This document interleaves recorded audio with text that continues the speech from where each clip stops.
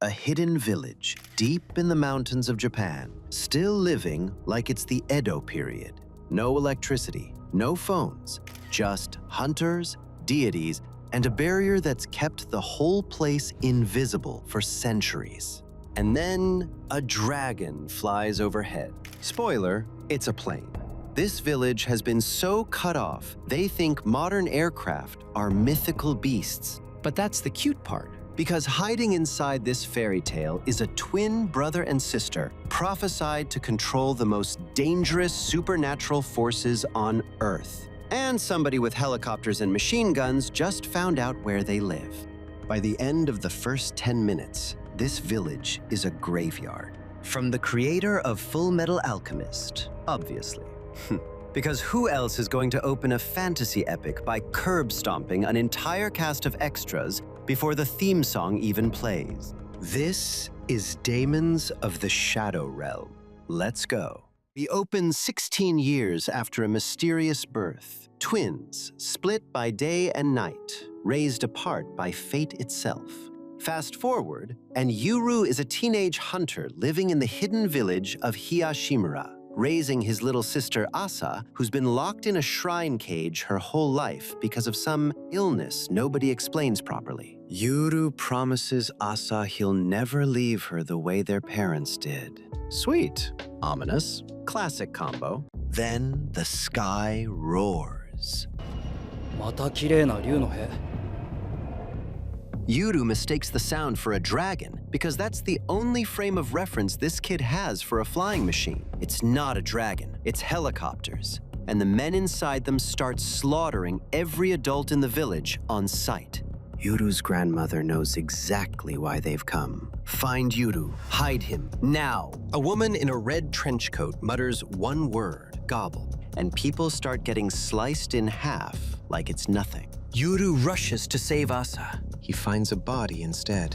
Hers. And the woman who killed her calmly says she's the real Asa, which means the sister Yuru grew up loving was never his sister at all.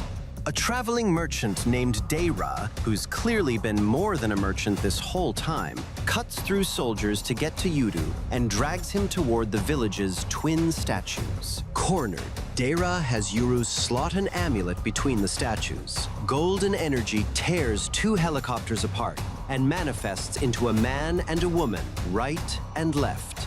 Yuru's demons, his, whether he wanted them or not. The real Asa storms the shrine to finish off village chief Yamaha, the man who orchestrated this whole cover-up. The fake Asa, actually some kind of entity built by Yamaha, steps in to protect him instead. Yuru, devastated and confused, still trusts Right's nose over his own eyes, and Right confirms the stranger really is his blood sister. Real Asa explains the girl Yuru raised was a decoy, built to keep him from ever leaving. She came back today to finally take him out. Both sides call a ceasefire before the village burns down completely. Asa retreats. Yuru is left standing in the wreckage of a life he didn't know was fake. Meet right and left properly. Higashimura's guardian deities, now bound to a teenage hunter who has zero idea how to be anyone's master. They don't seem to mind. If anything, they're thrilled to finally be let off the leash after who knows how many centuries in storage. Turns out the barrier hiding this village also messed with the villagers' perception. Dragons, gods, the whole 9 yards. When really, it was just decades of nobody explaining that the outside world has power lines and aircraft.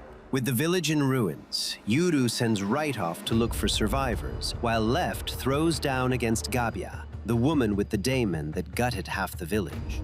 Yuru refuses to sit this one out. Bow in hand, he lands real shots on Gabi the second an opening appears. As Asa puts it, this kid's got the heart of a hunter, supernatural backup or not. Just as things start to calm down, someone shows up to collect Gabi and Asa, and the second he hears Dira's name, he goes rigid. Whoever this stranger answers to, they clearly have history with Dira, and it isn't friendly. Yuru learns the shape of the lie he grew up inside, that Asa, the girl in the cage, was never his sister. The real one is out there, one eye covered, machine guns at her back. Determined to protect what's left of the village, Yuru leaves with Dira anyway and reunites with Hana, Dira's fellow guard, descended, it turns out, from villagers who left Higashimura generations ago, but never stopped watching over it. Riding down the mountain in an actual car, Yuru gets his first crash course in modern civilization. And by crash course, I mean he is baffled by basically everything with a button on it. Meanwhile, across town, in a nondescript apartment building, Jin is watching, waiting for exactly this moment. Yuru settles, however uneasily, into a new life with Dira and Hana, who essentially adopt him. But settling isn't really in this kid's nature. Grieving and furious, Yuru refuses to just wait around. He asks right and left to track down anywhere giving off serious daemon energy and to follow the scent of his family's blood. Right and left drop a bombshell. They saw Yuru's actual parents fleeing the village a decade ago, carrying a baby girl. And that baby's blood smells exactly like Yuru's. Whatever the elders back home wanted with the real Asa. It was bad enough that his own parents ran for it and left him behind to be raised believing a decoy was his sister. Somewhere in the city, Asa reveals a power called Break, the ability to shatter almost anything, which raises the obvious, terrifying question: what exactly can Yuru do? Following Asa's scent, Yuru and Sayu-sama fly through the city at night and land in an abandoned warehouse district. Waiting for him, Jin, his brothers Hawo and Akio, and their demons. Jin's pair, Ai and Makoto, are built for clean disappearances. Ai lures and swallows anything whole. Makoto brings it back up on command. Efficient, horrifying, very tidy.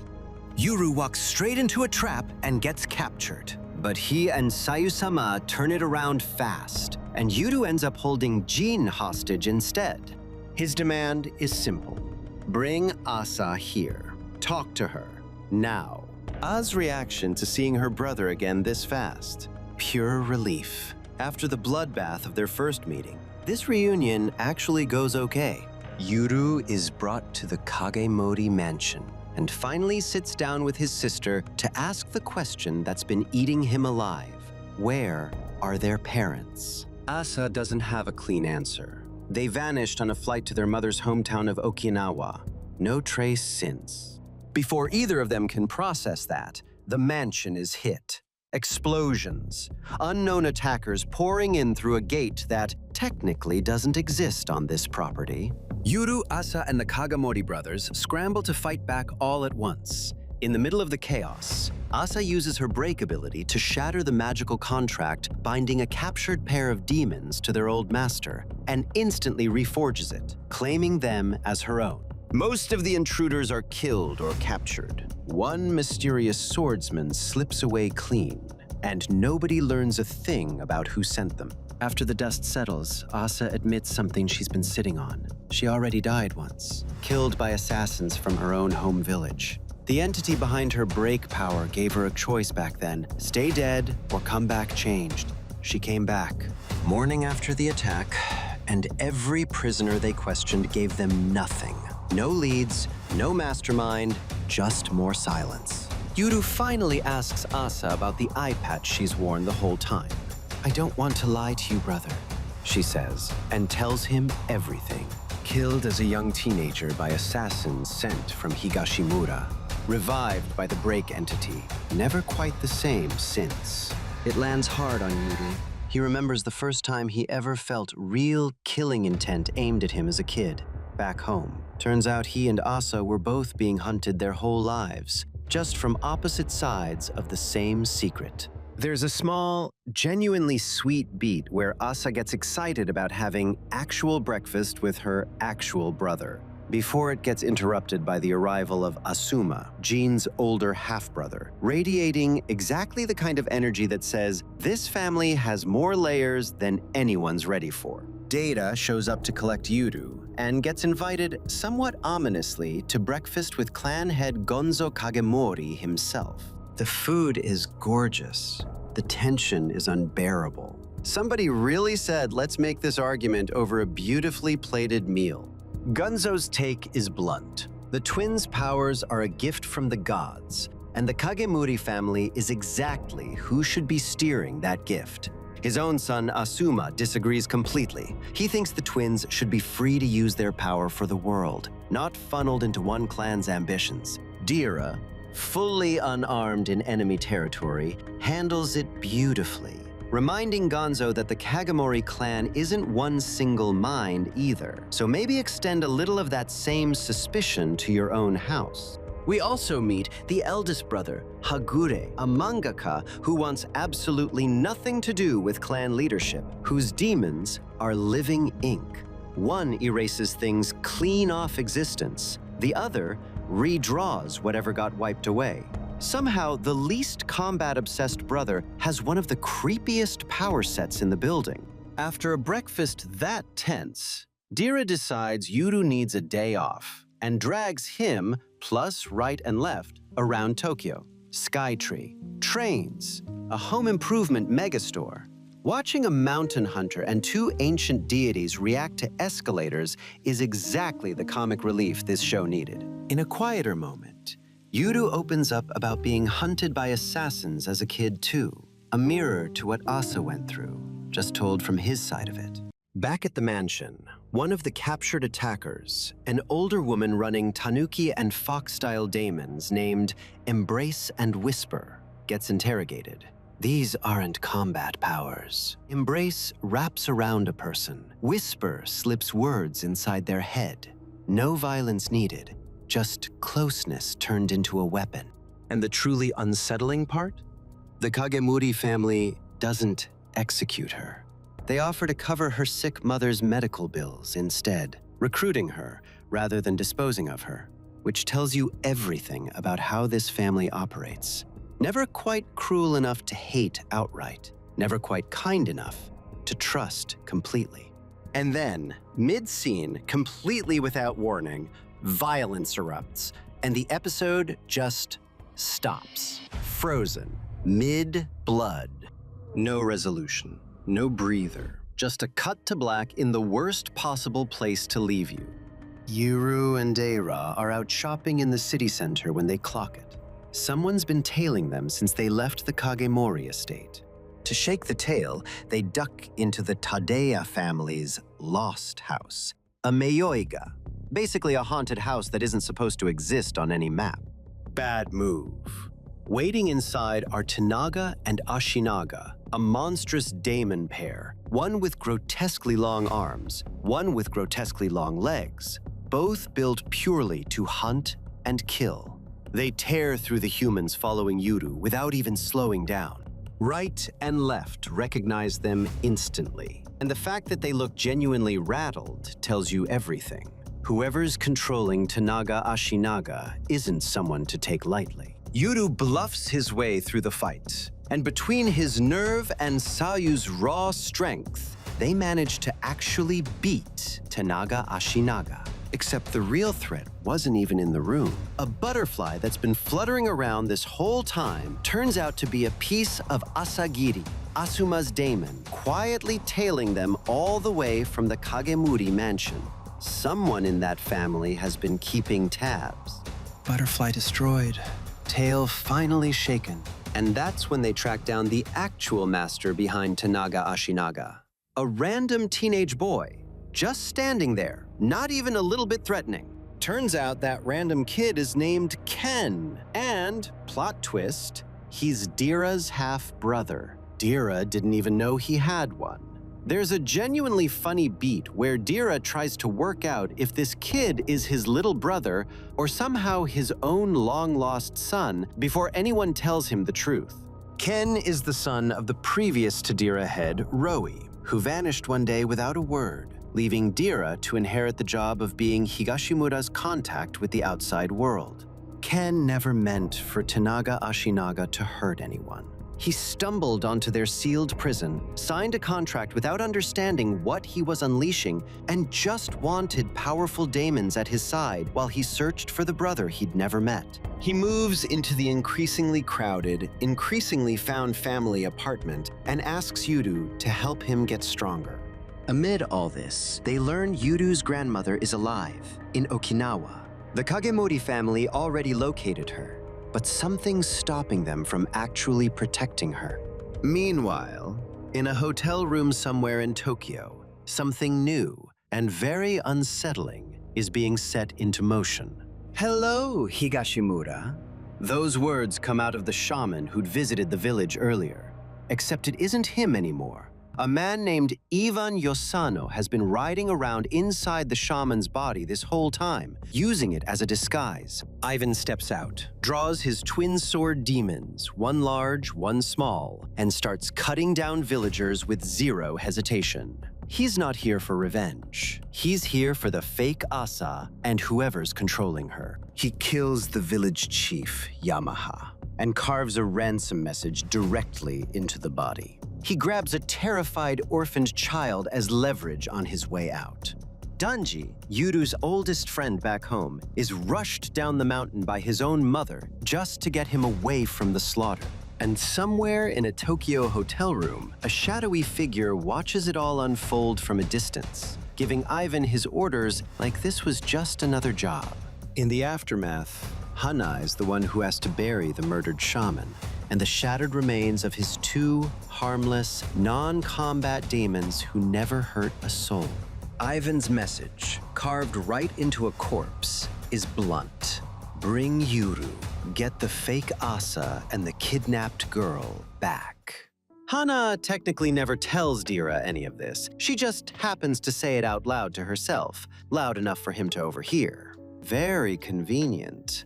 Back at the apartment, Ken and Yuru keep bonding, walking through the woods together. Along the way, Yuru mentions to right and left that every daemon he's ever met casts no shadow, which becomes a lot more relevant when Danji, reunited with Yuru at last, is shown casting one of his own. So you were deceiving me too.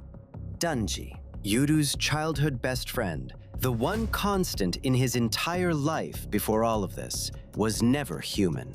He's one half of a demon pair called the Zashiki Warashi, and his master this whole time has been Kyoka, someone from the village Yuru trusted completely.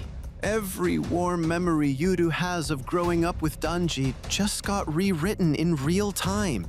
Devastated and unmoored, Yuru walks away from Sayu-sama and Ken, both of them clearly worried, and wanders the mountains completely alone. The only comfort he finds is a stray pug that follows him around, while he sits with every warm memory of Danji that now feels tainted by the lie underneath it. Two fights collide at once. Left goes head-to-head with Ivan Yosano, no restraint on either side this time. Meanwhile, Yuru is held captive by Asuma Kagamori and his uncle, the corporate mastermind pulling strings from the shadows. Hayato Shingo. Shingo's plan is exactly as horrifying as it sounds. Force Yuru through actual clinical death, because that's apparently the price of Awakening's seal, the power meant to counter Asa's break. Break and seal aren't separate gifts. They're a matched pair, and matched pairs in this world always cost blood to activate. In the middle of all this violence and captivity, Wright catches something in the air, the scent of blood belonging to Yuru and Asa's long-missing parents.